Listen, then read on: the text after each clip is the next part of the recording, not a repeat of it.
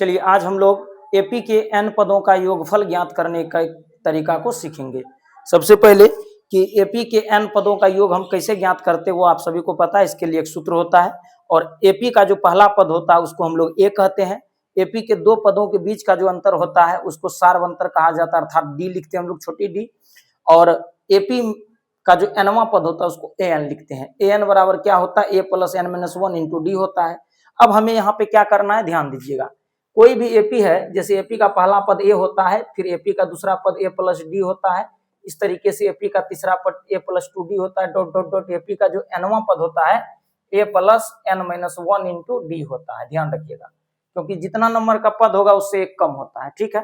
तो हमें एपी के n पदों का जब योगफल निकालना होता है एस एन बराबर हम लोग क्या लिखते हैं, n/2 लिखते हैं into 2a plus n minus one into D लिखते हैं। इतनी बात आपको पता है। एस एन बराबर क्या होता है, n/2 into 2a plus n minus one into D होता है। ध्यान दीजिएगा।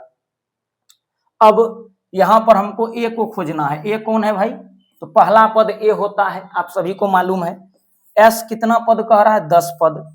एन का मान 10 है, 10 पदों का योगफल 10/2 इंटू 2a, ए का मान 2 हो गया, प्लस n माइनस वन, 10 में से 1 घटा दीजिए। डी का मान कितना है, अब 2 से 7 हो रहा है, 7 से 12 हो रहा है, तो डी कितना बढ़ रहा है भाई, 5 बढ़ रहा है। 2 5 7 तो 5 भर दीजिए यहाँ पर। अब इसको सोल्व करते हैं, ये कटा दीजिए, 5 बार में कट गया। अब यहाँ पर देखिए 2 दूना 4 प्लस 10 में से गया 9, 9 5 45, 45 और 4 हो गया 49, 50 गुना 5, तो ये हो जाएगा 25 9 5 45, 5 के 20, 4 24, 245। 10 पदों का जो योग आ गया 245 आ गया।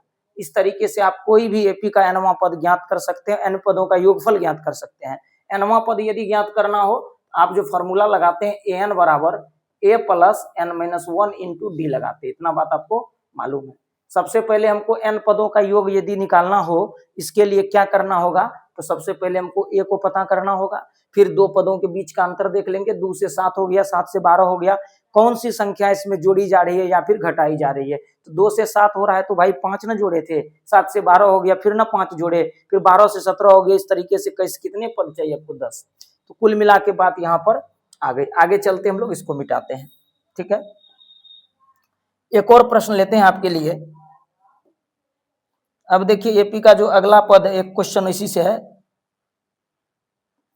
8 के प्रथम 15 गुणजों का योगफल। ध्यान दीजिएगा, ये लगभग पूछा जाता है एग्जाम में, कैसे बनाएंगे इसको, ध्यान दीजिए। 8 के प्रथम 15 गुणजों का योगफल, ध्यान दीजिएगा। 8 का जो 15 गुणज होगा वो क्या क्या होगा, गुणज समझते हैं ना, टेबल पहाड़ा। सबसे पहले 8 का गुणज लिखेंगे, इसके सॉल्यूशन में आ जाइए। 8 के गुणज क्या क्या है भाई, आप सभी को पता है। 8 के गुणज क्या होंगे आप सभी को मालूम है। 8 के गुणज 8 16 24 8 चौके 32, इस तरीके से भाई डॉट डॉट डॉट करके चले जाना आपको। कितने पद का, 8 के प्रथम कितने पदों का, 8 के प्रथम 15 गुणज, 15 को गुणज लेना, 15 पद कह रहा है। तो यहां पर हम ए निकालेंगे, ए तो 8 ही होगा। डी क्या होगा भाई, जिसका गुणज कह रहा है, जिसका भी टेबल आप पढ़ते हैं उसमें उतना ही जोड़ते हैं। 8 का टेबल है तो 8 8 बढ़ेगा, 8 हो गया। और एन कह रहा है 15।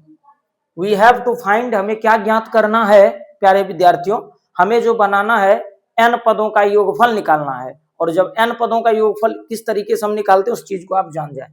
एस कितना पद होता है, n/2 into 2a plus n minus one into D.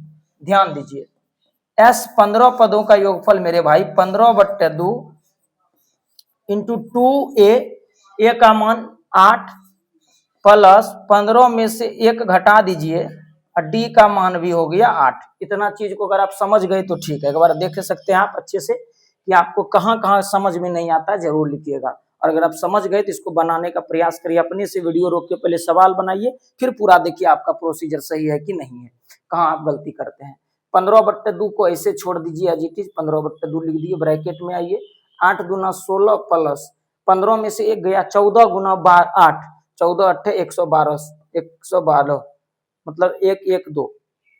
अब यहाँ पर 15/2 लिखेंगे गुना 112 16 128, और 128 को अगर आप 2 से कटाते हैं सर 64 बार में कटता है, 64 गुना 15 हो जाएगा, 15 छक्के 90, 960। आप कह सकते हैं S15 पदों का योगफल हो गया बाबू 960। तो इस तरीके से आप एपी के n पदों का योगफल भी ज्ञात कर सकते हैं। कोई भी पद दिया रहे उसका योगफल आप आसानी से निकाल सकते हैं। कुछ सूत्र आपको याद रखने होते हैं, जैसे 1 से लेके 100 तक के योगफल को, 1 से लेकर के n सम संख्याओं का, n विषम संख्याओं का, n स्क्वायर होता है विषम का, सम का होता है n इंटू n प्लस 1, प्राकृत संख्या को n इंटू n प्लस 1/2। इस तरीके से आप प्रश्नों को आसानी से बना सकते हैं, खास करके ऑब्जेक्टिव को, क्योंकि आपका समय बचाएगा। ठीक है, बाकी लॉन्ग प्रश्न को आप ऐसे सॉल्व करेंगे। ठीक है।